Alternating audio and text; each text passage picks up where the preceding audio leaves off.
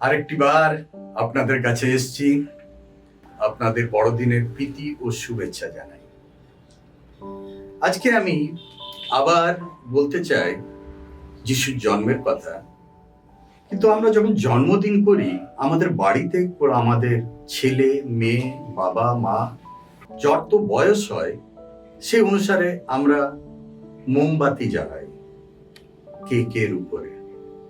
যদি 5 বছর হয় তাহলে 5টা ক্যান্ডেল জ্বালাই, যদি 10 বছর হয় তখন 10টা ক্যান্ডেল জ্বালাই, যদি 80 বছর হয় তখন 80টা ক্যান্ডেল জ্বালাই, আর বলি এক ফুঁকে প্রত্যেকটা ক্যান্ডেল নেভাতে হবে। মজা করি আমরা। আজকাল শর্টকাট হয়ে গেছে, আজকাল 80টা ক্যান্ডেল লাগে না, 80 লিখে দেয় আর 2টো ক্যান্ডেল হয়। চিন্তা করে দেখুন, যদি আজকে আমরা যীশু খ্রিস্টের জন্য ক্যান্ডেল লাগাই কেকের উপরে, তাহলে প্রায় 2000-এরও বেশি ক্যান্ডেল লাগবে। তো সেই 2000 বছর পূর্বে যে মসিহার জন্ম হয়েছিল সে বিষয়ে বলি। যোসেফ এবং মরিয়ম বেথলেহেম পৌঁছেছে, এবং বেথলেহেম পৌঁছেছে তখন মরিয়মের গর্ভে বেদনা শুরু হয়েছে, অর্থাৎ সন্তান জন্ম নেবে। ভালো সন্তানের জন্ম হয়েছে, গোয়াল ঘরে জন্ম হয়েছে, কিন্তু তার সঙ্গে সঙ্গে দেখতে পায় যে মাঠে মেষদের রক্ষণাবেক্ষণ করছে বেশ কিছু মেষ পালক। হঠাৎ করে তারা দেখতে পায় স্বর্গদূতের আগমন। স্বর্গদূত এসে বলছে, বাইবেলে এই কথাটি ভারী সুন্দরভাবে এখানে লুকলিখিত সুসমাচারে বলছে যে আজ দাউদ নগরে তোমাদের জন্য এক উদ্ধারকর্তা জন্মগ্রহণ করেছেন, তিনি খ্রিস্ট প্রভু। তোমাদের কাছে এই হবে চিহ্ন, তোমরা কাপড়ে জড়ানো এক শিশুকে জাবপাত্রে শুইয়ে রাখা অবস্থায় দেখতে পাবে। এবং রাখালদের কাছে যখন স্বর্গদূত আসে, আমি পড়তে গিয়ে ভারী অবাক হয়েছিলাম। মসিহ আসছে, রাজা আসছে, ঈশ্বরের পুত্র উদ্ধার করণার্থে এই পৃথিবীতে জন্ম নিচ্ছে। আর প্রথম যদি ইনভিটেশন কেউ পাচ্ছে, নিমন্ত্রণ কেউ পাচ্ছে, সেটা রাখাল, মেষপালকেরা। কি কারণ মেষপালকেরা এত ইম্পর্টেন্ট ছিল?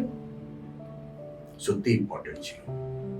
যে মেষপালকগুলো ছিল তাদেরকে বলা হতো লেবীয় পালক, অর্থাৎ ওরা মেষকে এত সুন্দরভাবে পালন করত যেন তাদের পায়ে কোথাও দাগ না লাগে, তাদের কানটা যেন ব্যাকা না হয়ে যায়, তাদের চোখটা যেন অন্ধ না হয়ে যায়,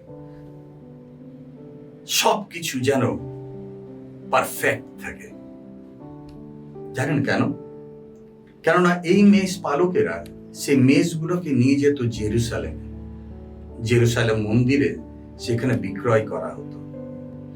আমি আর আপনি পাপ করতাম, আবার বছর শেষে সেই জেরুসালেম মন্দিরে গিয়ে এই মেষগুলোকে কিনতাম আমরা, আর এই মেষগুলোর বলি দিতাম, আর ওই বলির রক্ত নিয়ে পবিত্রতম স্থানে মহাপুরোহিত সেই রক্ত নিয়ে যেত, এবং 10 আজ্ঞার উপরে যে অল্টার ছিল তার উপরে রাখা হতো। আর ঈশ্বর উপরের থেকে, স্বর্গ থেকে দেখতেন, এবং মহাপুরোহিত যখন বলতেন, আপনার নাম আমার নাম, যে এনার পাপ ক্ষমা করো 1 বছরের জন্য, ঈশ্বর 1 বছরের জন্য পাপ ক্ষমা করতেন। রক্তসেচন ব্যতি রেখে পাপের ক্ষমা হয় না, কিন্তু তখন পাপের ক্ষমা হতো 1 বছরের জন্য, এই সকল মেষ এর রক্তের জন্য। এবং তাদের পালন করত এই মেষ পালকেরা। জানেন, স্বর্গদূত এসে বলছে তোমাদের জন্য এটা প্রথমত সুসংবাদ।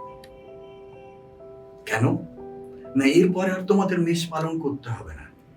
যার জন্ম হয়েছে না, সে হচ্ছে পবিত্র মেষ, যাকে ক্রুশার্পিত হতে হবে। মেষ পালকেরা শুনে অবাক, তারা ছুট দিল সেই বেথলেহেমের দিকে, যেখানে তারা দেখতে পেল যে জাবপাত্রে শোয়ানো আছে যীশু খ্রিস্ট এবং কাপড়ে জড়ানো আছে।